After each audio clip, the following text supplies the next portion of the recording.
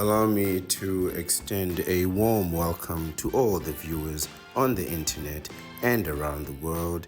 It is sunrise on YouTube, morning on Facebook, noon on Twitter, midday on Threads, afternoon on Twitch, sunset on Instagram, and evening on Rumble. I am your host, the Ancient One, the Bachelor Supreme, the Phantom Menace, he who remains, and the master of the deceptive arts. We are broadcasting live directly from the sanctum of solitude and the citadel at the end of time.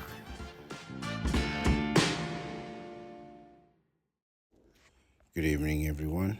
It's the Bachelor Supreme here, the Ancient One.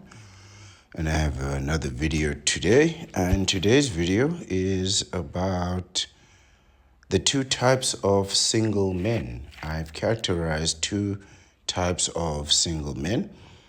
In one category, we have the bachelors ourselves. And in the other category, you have what I call the knee benders.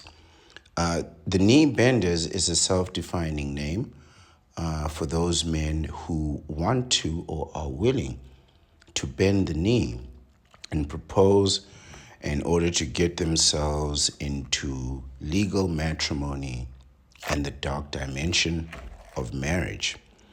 Bachelors, as you know, are unmarried men, but at the top of that food chain, or that pyramid, if you will, is the Vasectomites.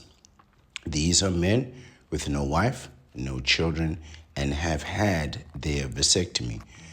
You may or may not, like myself, have sperm frozen, right? I have 1 billion sperm frozen myself.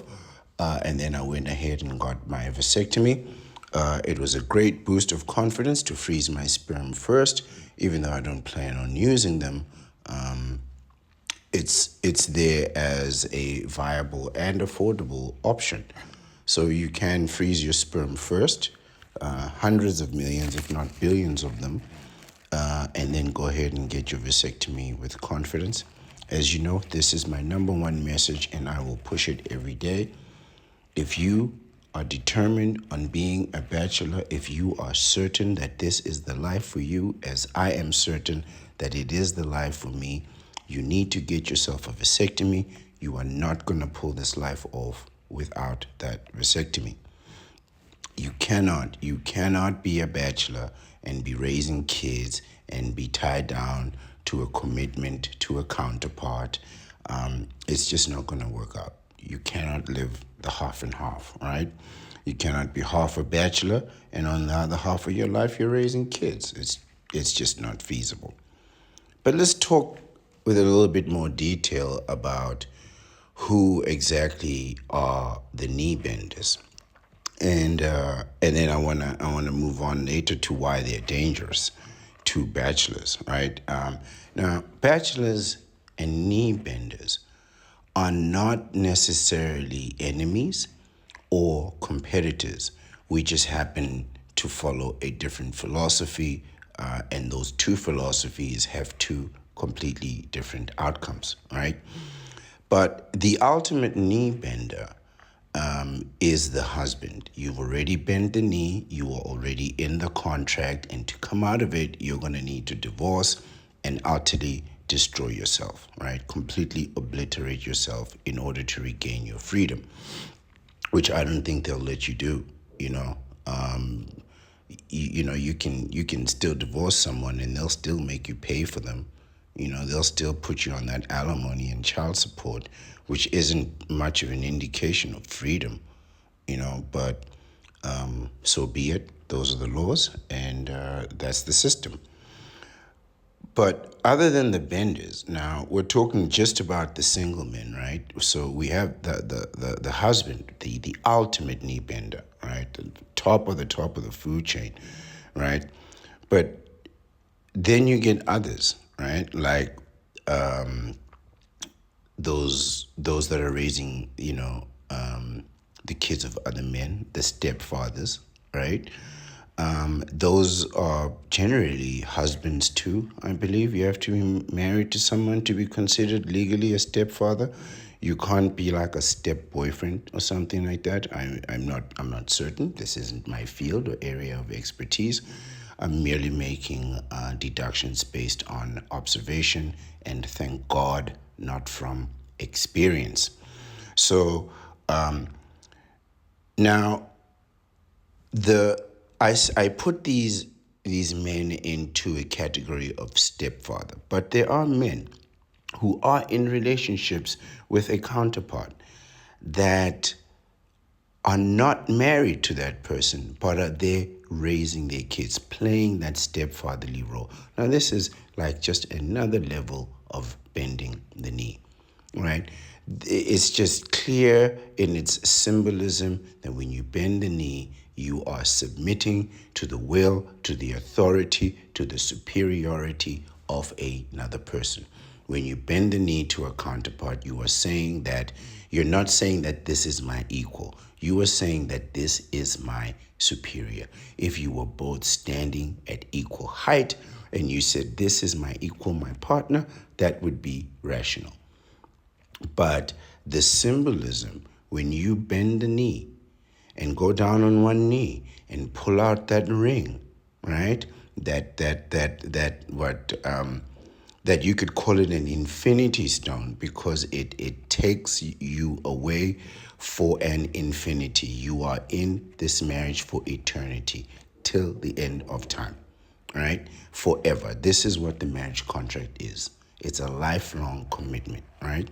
So you then take the marriage stone, the infinity stone, and you propose to someone and you say, I submit to you. I am below you. I am under you. I am on my knees, yielding to your authority, right? And you take on whatever comes with that, right? So if you're now playing the stepfatherly role, you've submitted to this person and you've taken on that responsibility. Now, you may not already be married, but you might as well be. If you're taking on those responsibilities, those husband responsibilities, you might as well be married. But what characterizes the bender specifically is their desire to be married. So while many men are single, many of them have the desire to be married. They want to be in these committed relationships, right? And so they'll start playing the stepfatherly type of role, right?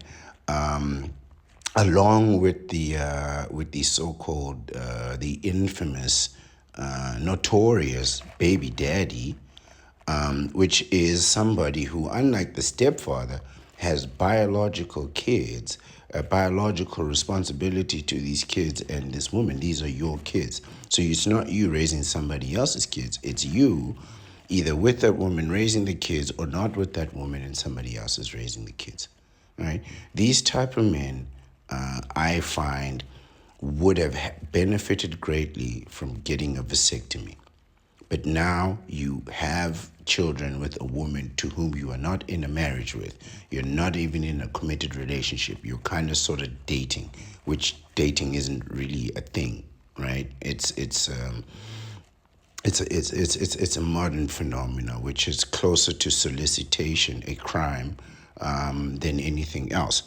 So you now, as the baby daddy, I find that not only you might as well have been, but that most men, if they won't eventually get married to the woman that they have kids with, will probably move on to go marry another woman, right? Or go on and have kids with another woman, and thereby submitting to the authority of that woman, because the courts will not let you have children and not care for those children. And if the children are under the supervision, the constant supervision of the mother, then you're going to pay child support, right? You're in it, and you're in it for 2 decades. You should have just got that vasectomy. Should have got yourself a vasectomy. Then we have the less serious types of benders, right? These are the entry level benders. You get the play cousins, the side dude, the work husbands. These are the men that are waiting in the wings to get an opportunity to be with a counterpart, right? So these are the male friends. These are the guys that are always around, that have been in the friend zone, that are trying to get an opportunity to maybe get into a relationship or whatever they want, a situationship. Somebody needs to help me define that word too. And they too, they too want to bend the knee to the counterpart. And all these men, the stepfathers, the baby daddies, the boyfriend, the play cousins, the side dudes, the work husbands, the cool uncles, whatever you people call yourselves, you're all headed down the same path. Ultimately, what you're trying to do is get a counterpart to approve of you enough in order to have intimacy and relations with you. This is the end game, right? And once you do that, you get that person pregnant, it's over. And all these people from the boyfriend to the work husband are all working themselves to one inevitable outcome, which is to become a husband. The ultimate bender. The ultimate bender, right? So your other option, of course, the bachelor life, is to get a vasectomy. Go and get that vasectomy. Be a bachelor if you are determined to be so. But I find that most men do not want to live a bachelor's life. They cannot see themselves living this way 50, 60 years to their grave, from the womb to the tomb. They cannot see themselves doing that. They do see themselves at some point in their lives having relationships and engaging in intimacy with, if not one woman, several women. Most bachelors do too. But for the vasectomites, it is a safe journey. You can go into a relationship. You can be in a committed, serious relationship with someone if you so choose and never fear that type of reprisal. You never fear having to be in child support, family court, trying to, find out how much is this going to cost you, because it's going to cost you everything. Right? It's not 10 or 20, 30%. It's going to cost you everything. The child support money that you pay, that's just the minimum. You still have to keep going to sustain and support the kids, right? Which is the right thing to do, which is the good thing to do. So go ahead and get yourself a vasectomy. Apologize for that noise. Go ahead and get yourself a vasectomy and, do the right thing. Protect yourself, right? So why am I making this video? I'm making this video to answer this next question. Why are benders dangerous? You must understand that benders take all shapes and all forms. And for the most part, they occupy the highest and most powerful positions in society, and they contain a tremendous amount of wealth, right? They control, contain, and have a tremendous amount of wealth. These are people like school principals, deans of universities, CEOs of companies, heads of institutions, members of parliament, senators, judges, attorneys, advocates. These are police chiefs. These are heads of stations. These are commissioners, presidents, ministers, right? Heads of states, emperors, kings have all bent the knee to a counterpart, right? And you might say, but this is absolutely normal. It happens all the time. As a matter of fact, you cannot be seen as a reliable man if you're a head of a state and you are not committed to anyone or to a relationship. This, for the bachelor, is problematic because what we see is a person who has submitted, who has lowered themselves, right? Who has bent the knee to the unreliable motions of unreliable people, right? And so we might find that on the professional side, they are just the best in the world, top class athletes, the coaches of top sports teams, and so on, leaders of military. And what you'll find is that while their professional lives are absolutely amazing, their private lives are completely in shambles. Their private lives are a complete mess, and they get very little, if any, respect in their family because they bent the knee and submitted themselves. So now the counterpart can wake up in whatever mood they are in and do whatever they want to this person, and the bender will have no reprisal. So you could be the head of a state and have your woman emasculate you and embarrass you, and have the counterpart belittle you and disrespect you in front of the whole world, and you just have to stand there and take it and act like it's normal because it is normal, right? You cannot blame the counterpart. Like, you gave this person power and authority over you. You cannot then be upset at how they decide to use that power, because it is now at their discretion, at their prerogative. So this is the real concern that you need to have with counterparts, is that while they are amazing on the one hand, they can make completely unreliable decisions with their private lives. You've seen a situation where a great sports coach will win 3, 4 titles in a row, and in their fifth season, it just all collapses. It just all falls apart. While on the team and management side, the team is richer than ever. They got the best players that they've ever had, the best training staff, the best dietitians, the best program to develop the best players, right? So not only are they a good team, they don't have to spend any money recruiting new players because they have all the best talent right here. And it all falls apart. And looking at this amazing system, you cannot explain why it's all collapsing.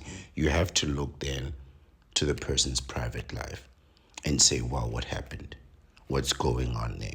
And a lot of times you'll find there's issues of infidelity, lack of trust, paranoia, frustration, depression, and all kinds of things. And let's not mention again divorce, which is the complete destroyer, right, of many great men, many great wealths, many riches, utterly squandered in a matter of months that took decades to accrue, completely obliterated in a matter of months in divorce. This is the power of divorce. This is why you need to get yourself a vasectomy. This is why you need to avoid signing that legal contract between you, your spouse, that assets combining contract between you, your spouse, and the national government of your country, because the national government of your country is the most important part of the assets combining marriage contract, this business institution that is called as marriage, right? It is not a religious institution. It is not a social movement. It is a business contract. And these great men who run businesses every day and write and sign contracts every day have given away their entire life to a counterpart who may or may not change their mind at any time on a whim. Can you imagine that frustration? Can you imagine earning millions of dollars through a lifetime and knowing that these millions of dollars all rest on the emotions of a counterpart? If somebody wakes up feeling any kind of way, I mean, just imagine that a feeling could destroy your empire. And let's be clear, you can add up all of the feelings in the world and they will not be equal to 1 single cent. Not one emotion is equal to 1 single cent. because you feel many emotions all day long and they are all absolutely free. And everybody has them and nobody's ever paid for them.